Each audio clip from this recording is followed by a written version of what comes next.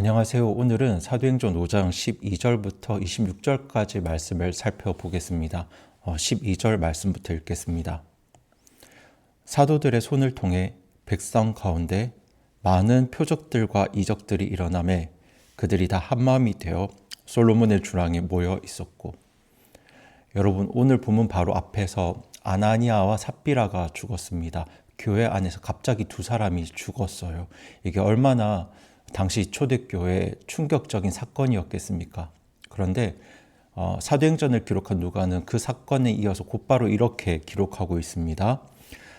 사도들의 손을 통해 백성 가운데 많은 표적들과 이적들이 일어났다. 그러니까 여전히 하나님께서 일하고 계셨다는 겁니다.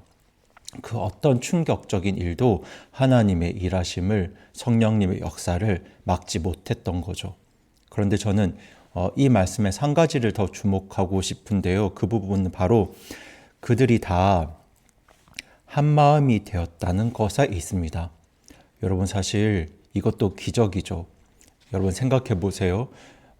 교회 안에서 만약 갑자기 두 사람이 죽는 이런 일이 생기면 그 이유가 어떠하든 교회가 어떤 상황이 되겠습니까? 서로를 탓하고 손가락질하고 분열이 생기기 마련입니다. 왜 그렇게 일을 처리했습니까? 누구 때문에 이런 일이 생겼습니까? 이런 이야기들이 오고 갔겠죠. 그런데 지금 그런 일이 없었어요. 이토록 충격적인 일을 겪었음에도 불구하고 초대교회 성도들은 오히려 더욱 하나가 되었습니다. 그러니까 여러분, 우리 하나님은, 우리 성령님은 하나 될 수 없는 상황에도 하나 되게 하시는 분이에요. 여러분이 사도행전을 보실 때 성령님이 역사하시는 그 순간마다 반드시 나오는 표현이 바로 이 하나됨입니다. 아무리 힘들고 어려운 상황에도 우리의 가정을 하나 되게 하시고 우리 교회를 하나 되게 하시는 그 능력이 우리 안에 계신 성령님에게 있는 줄로 믿으시고 오늘도 더욱 성령님 의지하는 우리 성도님들 되시기 바랍니다. 13절, 14절 말씀 읽겠습니다. 나머지 사람들 중에서는 감히 아무도 그들에게 연합하지 아니하였으나 백성은 그들을 칭송하더라. 믿는 자들 곧 남자들과 여자들의 무리들이 더 많이 죽게 더해졌더라. 여러분 이 말씀을 읽으면 조금 이상하게 느껴집니다. 우선 하나는 아무도 그들에게 연합하지 아니하였으나, 여기서 그들은 사도들이 될 수도 있고 교회가 될 수도 있는데요. 감히 아무도 교회에 연합하려고 하는, 합류하려고 하는 마음을 가지지 않았다. 근데 그럴 만도 하겠죠. 재산을 판 것에 일부를 속여드린 것 때문에 갑자기 두 사람이 죽었으니까요. 무서운 마음도 사람들에게 생길 수 있습니다. 그런데 바로 다음 절에서는 믿는 자들, 곧 남자들과 여자들의 무리들이 더 많이 죽게 더해졌다. 모순처럼 보이시죠? 아무도 감히 교회에 합류하려 하지 않았는데 믿는 사람들이 더 많아졌다. 그런데 사실 이 두 구절은 같은 이야기를 하고 있습니다. 23절은 쉽게 말씀드리면 아무도 가볍게 교회에 오려고 하지 않았다는 말씀이고요. 14절 말씀은 그럼에도 불구하고 진심으로 예수님을 믿는 사람들이 계속 더해졌다는 말씀입니다. 그러니까 이게 무슨 일이냐면 예수님을 따르는 일이 하나님 왕국 백성의 삶이 얼마나 진지하고 엄중한 일이라는 걸 사람들이 알았다는 거죠. 그런데도 사람들이 어떻게 했습니까? 계속 예수님을 믿고 구원받았습니다. 여러분, 우리는 종종 이런 생각들을 합니다. 교회가 성장하려면 문턱을 낮춰야 합니다. 쉽게 다가올 수 있어야 한다. 부담 없이 예수님을 믿을 수 있어야 한다. 그런데 지금 사도행전을 보시면 초대교회는 정반대의 모습을 보이고 있습니다. 예수님을 따른다는 것이 얼마나 진지한 일인지 엄중한 일인지 모두가 알았습니다. 그럼에도 불구하고 교회가 성장합니다. 그리고 사실 예수님께서도 이렇게 말씀하셨죠. 나를 따르려거든 자기를 부인하고 자기 십자가를 지고 나를 따르라. 여러분 예수님은 쉬운 길을 제시하지 않으셨습니다. 그런데 진심으로 예수님을 만난 사람들은, 복음을 깨달은 사람들은 그 엄중한 무게를 알면서도 예수님께 나아왔습니다.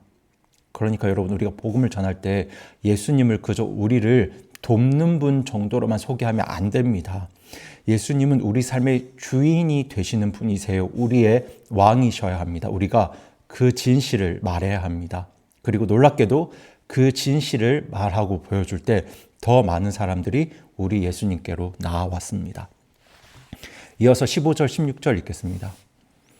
그러므로 심지어 저들이 병든 자들을 거리로 데리고 나가 침상과 자리에 누웠으니 이것은 베드로가 지나갈 때 최소한 그림자라도 그들 중 몇 사람에게 덮이게 하려 함이더라.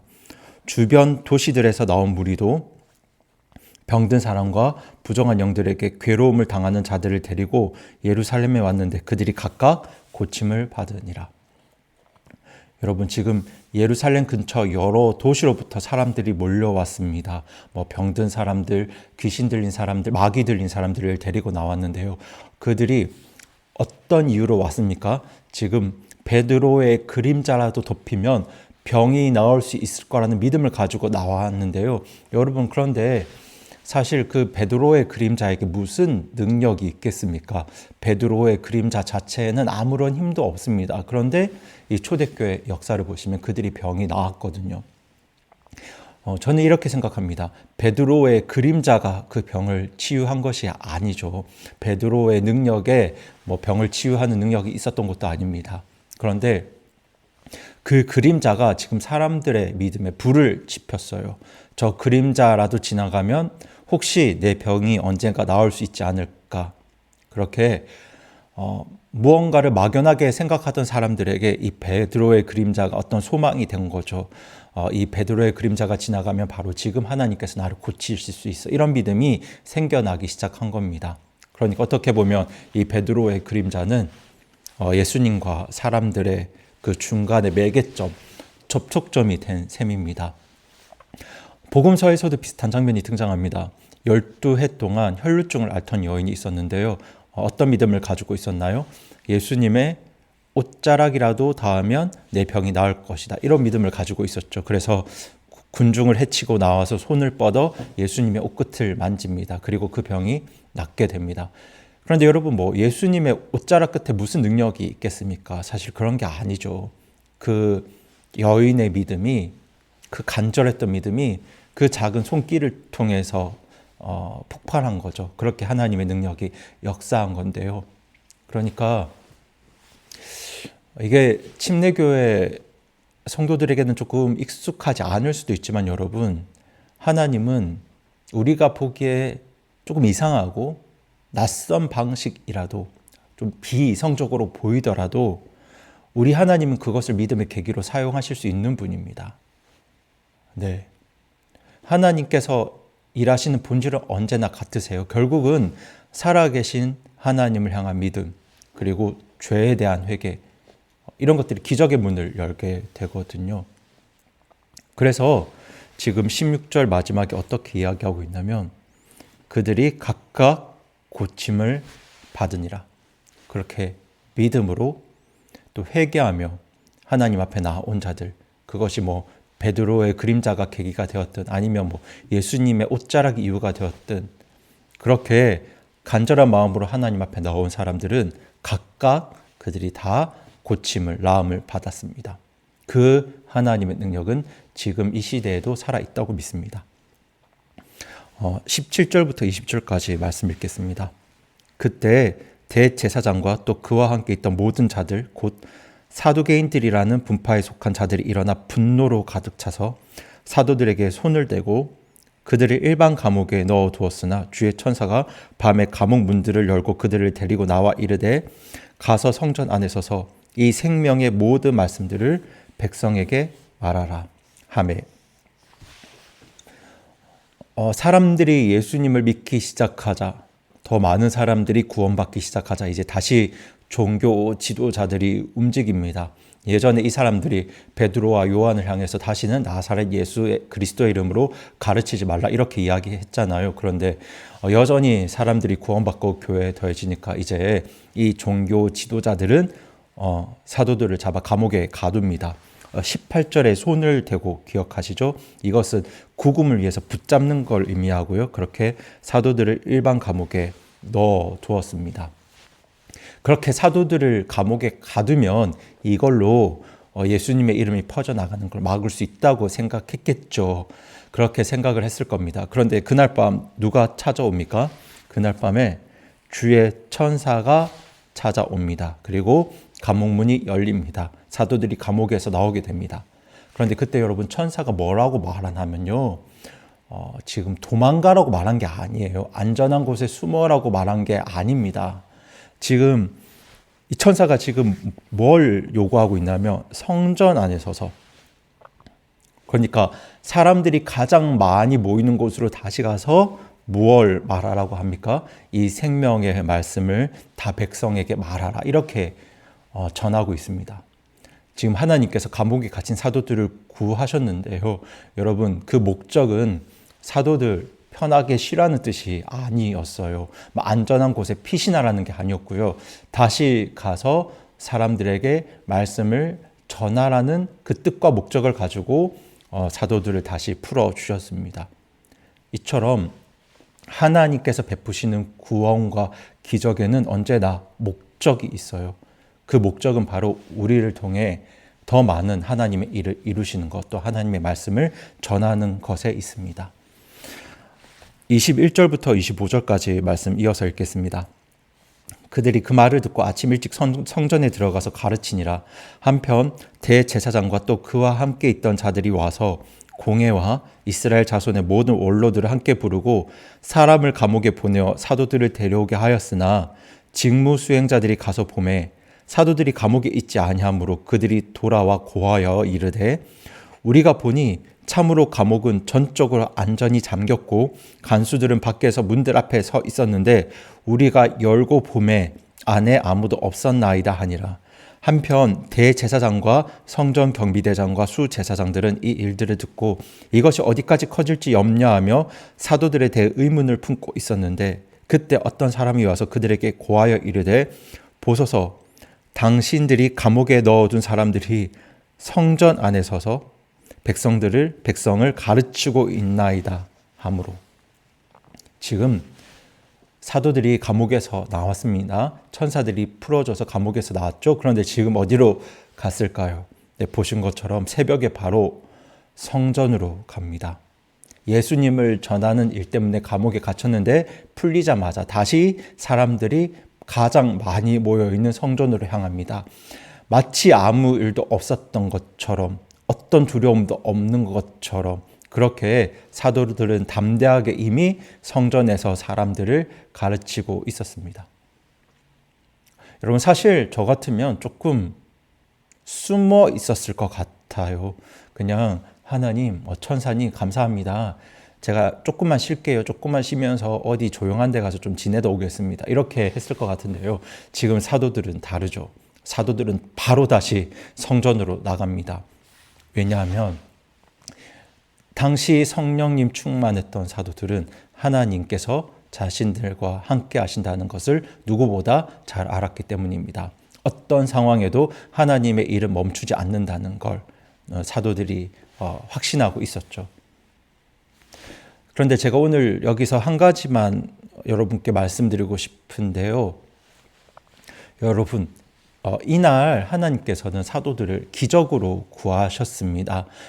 천사를 보내서 감옥에서 빼내시죠. 정말 놀라운 일이었잖아요. 그런데 이 사도들의 나중 이야기를 아시죠? 베드로는 십자가에 거꾸로 매달려 죽었고요. 야고보는 칼에 목이 잘립니다. 그리고 바울도 로마에서 순교하죠. 대부분의 사도들이 결국 고난 속에서 죽음을 맞았습니다. 그럼 이런 의문이 생길 수 있는데요. 하나님 왜 그때는 구해 주시고 나중에는 구해 주시지 않으셨나요? 그런데 여러분, 하나님께서 그들을 버리신 게 아니에요. 하나님께서 일하시는 방식에는 두 가지가 있는데요.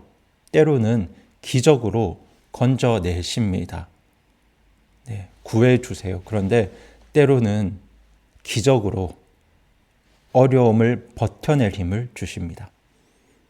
여러분, 이 두 가지가 서로 다른 것이 아닙니다. 둘 다 하나님께서 일하시는 방식이에요.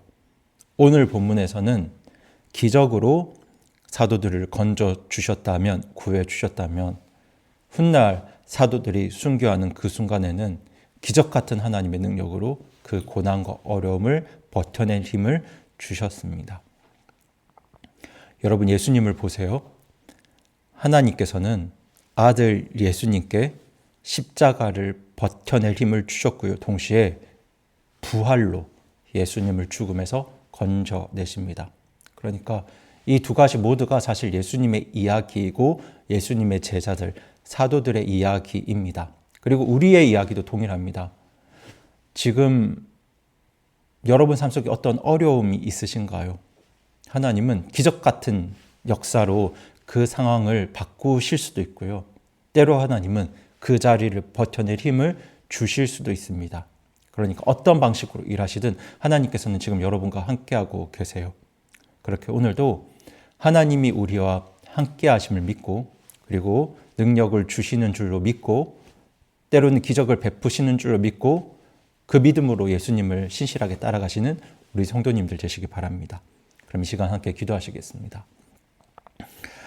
살아계신 하나님 아버지, 감옥에 갇혔음에도 불구하고 주님의 명령에 따라 감옥에서 나오자마자 다시 돌아가서 담대하게 하나님의 말씀을 전했던, 나누었던 이 사도들의 믿음이 저희들의 믿음이 되기를 간절히 기도드립니다.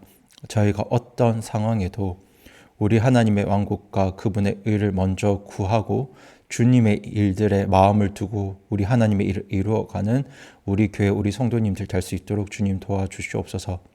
그리고 저희 안에 성령님이 계심을 믿습니다. 그리고 우리와 함께 계시는 성령님, 또 우리 하나님은 언제나 우리를 도우시고 우리에게 힘을 주시는 줄로 믿습니다.